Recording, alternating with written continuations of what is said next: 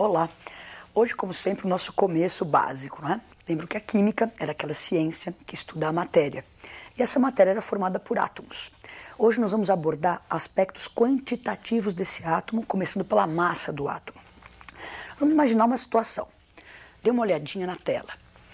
Então, se eu pudesse, não é, pegar um átomo com a mão, colocar numa balança, não é, e colocar lá um pezinho, eu teria a massa do átomo. Mas é possível pegar um átomo, colocar na balança e achar essa massa dele dessa forma? É claro que não, né? Isso é uma situação hipotética. Eu não tenho como pegar um átomo, colocar na balança e pôr um pezinho do lado. Mas essa ideia é que me interessa. Quando você vai expressar a massa, por exemplo, de um elefante, você usa a unidade tonelada. Massa de uma pessoa, você usa quilograma. E para o átomo, nós precisamos criar uma unidade para expressar a massa do átomo. Então, a necessidade de expressar a massa do átomo, ter uma unidade para isso, fez os químicos pensarem, bom, nós precisamos de um padrão, de um referencial. Existe um referencial, por exemplo, quilograma. Então, você sobe lá na balança e fala, olha, eu peso 60 quilogramas. Então, é 60 vezes mais que 1 quilograma. Tem esse referencial. Nós precisamos, na química, de um referencial.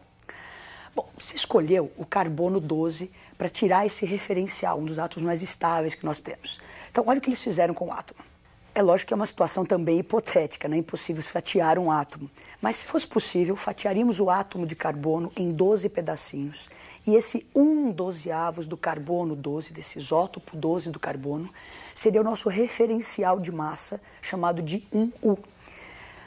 Então, a química estuda a matéria é formada por átomos. Para se expressar a massa desse átomo, criamos um novo referencial de massa próprio para essas coisas bem pequenas, átomos, moléculas, que é o U.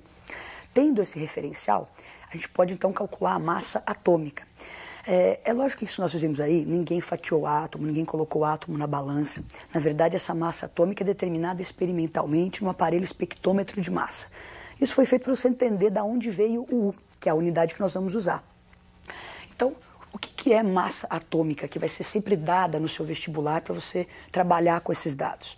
Olhe para a tela. Massa atômica é a massa de um único átomo, expressa então nessa nova unidade que é o U. Isso sempre será dado no seu vestibular, você não precisa saber de cor nenhuma. E você tem aí na tela alguns exemplos. Carbono 12U, oxigênio 16U. Então, isso vai ser dado sempre no vestibular. Agora, como é que seriam para moléculas, né? A gente lembra que a química estuda a matéria é formada por esses átomos se unem e formam as moléculas. Como é que seria então a massa de uma molécula? Então a massa molecular é a massa de uma única molécula, expressa na mesma unidade U, e eu vou obter como? Obtendo, somando a massa dos elementos que estão ali. Vamos ver alguns exemplos de massa molecular. Substância água. Está lá a massa molecular da água. Então nós temos o elemento hidrogênio e o elemento oxigênio. Aquele índice, você se lembra que indica a quantidade de átomos. Então nós temos 2 vezes o hidrogênio mais 1 vez o oxigênio. Substitua as massas atômicas que são dadas, o hidrogênio vale 1, o O vale 16, somo isso tudo, então eu tenho a massa da molécula de água 18U. Mais um exemplo, agora é o sulfato de alumínio, não é? Então você tem aí 3 elementos, alumínio, enxofre e oxigênio. Então para eu achar a massa da molécula, vamos somar a massa dos 3. Então lembra dos índices, 2 alumínios, esse 3 fora do parênteses multiplica o que está dentro do parênteses, então tem lá 1 enxofre vezes 3 enxofres, 3 vezes 4, 12 oxigênios. Substitui as massas atômicas, totaliza isso e dá lá 342U. Então você acabou de calcular a massa molecular do sulfato de alumínio. Agora essas massas expressas em U, será que elas, assim, no meu dia a dia, vou a um laboratório, vou trabalhar com água, com sulfato de alumínio, eu consigo mensurar 18U de água? Então os químicos fazem lá uma receitinha, 18U de água. Não é possível, porque é a massa de uma única molécula. Isso não é mensurável. Então nós temos um problema. Temos massas de átomos, massas de moléculas expressas nessa unidade própria para isso que é o U. Só que essa unidade não é mensurável, não dá para eu trabalhar com ela no meu dia a dia. E se você pensar em você fazendo um alimento na sua casa, vou fazer uma torta, então eu preciso de quantidade de farinha que eu possa medir, não em quantidades hipotéticas. Então 18U não é possível medir. Então os químicos têm um problema. Daí eles analisando, observando aí a natureza, olha o que eles viram aí, uma criança, dá uma olhadinha na menina lá, animada, comendo aqueles confeitos de chocolate, não é? E você nunca põe um confeito só na boca, né? Tá menina animada, vários. Aquele quando você come pipoca e tal. Vários para você sentir o gosto, não é? Os químicos olharam essa cena e falaram, nossa, olha que interessante. Aquele confeito é pequenininho. E para tornar a coisa mensurável, para sentir bem o sabor, a gente coloca vários lá na boca. Então a ideia foi a seguinte, átomos, moléculas, são coisas bem pequenininhas. Então para a gente tornar isso mensurável, vamos pegar um monte bem grandão. Então essa necessidade de tornar as coisas mensuráveis faz surgir o mol, não é? Então o que é esse mol para nós na química? É uma quantidade absurdamente grande de partículas que eu vou pegar para tornar as coisas mensuráveis. Dá uma olhadinha na tela. Os químicos criaram esse conceito aí, mol, não é? A palavra vem do grego que significava um amontoado, um montinho. Então, mol é esse amontoado de partículas. Só que se lembrem, tem que ser um monte absurdamente grande, porque átomos, moléculas, são coisas absurdamente pequenas. Então, o mol está ligado a essa quantidade, 6,02 vezes 10 a 23 partículas. Então, para nós na química, um quitandeiro, por exemplo, ele vai contar laranja, ele conta em dúzias. Então, a pessoa fala a palavra dúzia, vem aquele conceito de 12 unidades, não é? 12 coisas. Para nós na química, nós vamos contar em mols. Então, eu peço lá, um mol, eu estou pedindo 6 vezes 10 a 23 partículas, e este número é conhecido como número de Avogadro. Então, criamos o mol. Vamos supor que eu fosse comprar átomos, comprar moléculas, eu iria comprar em punhadinho chamado de mol. Então, dá uma olhadinha na tela. Eu peço lá, eu quero 1 mol de átomos. Então, eu vou receber 6 vezes 10 a 23 átomos. Ou eu peço 2 mols de moléculas. Então, eu quero 2 montinhos com 6,02 vezes 10 a 23 moléculas. A gente viu que o mol é essa quantidade. No sistema internacional, existe uma grandeza chamada quantidade de matéria. Então, existe um sistema, dentro dele existe matéria. E se eu quiser medir a quantidade de matéria, a unidade que nós vamos usar é justamente o mol. Então, no sistema internacional, mol expressa quantidade de matéria. Vamos fixar bem isso na tela. Olha lá, mol é a unidade que no sistema internacional expressa a quantidade de matéria que tem um sistema.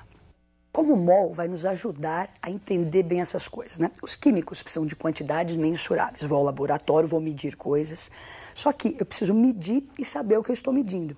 E o mol faz esse papel, não é? Ele me ajuda a misturar, a relacionar quantidade com uma certa massa. Lembra que nós tínhamos aquela massa em U, que a gente disse que não era mensurável? Daí criamos o mol. Agora nós vamos misturar isso tudo. Vamos ver o que salada que deu. Você tem aí o elemento cálcio, não é? Cuja massa atômica era 40U, a massa de um único átomo, que não era mensurável. Então a ideia era pegar um amontoado bem grande de átomos, nesse caso aí 1 mol de átomos, e aparece uma massa registrada na balança. Se você perceber, a massa está lá 40 gramas por mol. Então, massa molar é a massa de 1 mol. Você vê que essa massa molar, a massa de 1 mol, ela é numericamente igual à massa atômica. Então, aquela tabela que nós tínhamos em U, é só eu tirar o U e pôr gramas. É lógico que fisicamente mudou tudo. Antes era um único átomo, agora nós temos 1 mol de átomos. Então, o mol faz essa ponte, olha, relaciona quantidade de partículas com a massa. Vamos resumir isso e ter uma certeza com relação a essas unidades. Mol, átomos, massa. Dê uma olhadinha na tela. Então, eu tenho certeza para qualquer elemento. Nós acabamos de ver o exemplo do cálcio. Mas para qualquer elemento químico, se eu pedir 1 mol de átomos, eu vou receber um montinho com 6 vezes 10 a 23 átomos, o que equivale à sua massa molar. Não é? Agora, vamos ver como é que fica para moléculas. Falamos do elemento cálcio. E para moléculas, vamos pegar como exemplo a água. A molécula de água tem uma massa molecular que é 18U. A mesma história do cálcio, não é mensurável. Então colocamos na balança, agora estou contando moléculas. Então 6 vezes 10 a 23 moléculas de água. E veja lá a massa molar, a massa de 1 mol de moléculas. Numericamente igual, nesse caso, à massa molecular. Então aquela que eu acho em U, eu tiro U e passo para gramas, deixei de ter uma quantidade que não era mensurável e passo a ter então agora uma quantidade mensurável. Vamos resumir então. Já vimos para átomos, como é que fica para moléculas agora essa relação? Eu tenho certeza, se eu pegar 1 mol de moléculas, eu estaria pegando 6,02 vezes 10 a 23 moléculas, o que equivale ao que é chamado de massa molar, expressa sempre em gramas por mol. Vamos ver o que pode acontecer agora com alguns gases em algumas situações, não é? Então, nós estamos falando de mol, de quantidade. Vamos pensar na quantidade de gás. Vamos dar uma olhadinha nesse desenho muito bonitinho aqui, ó.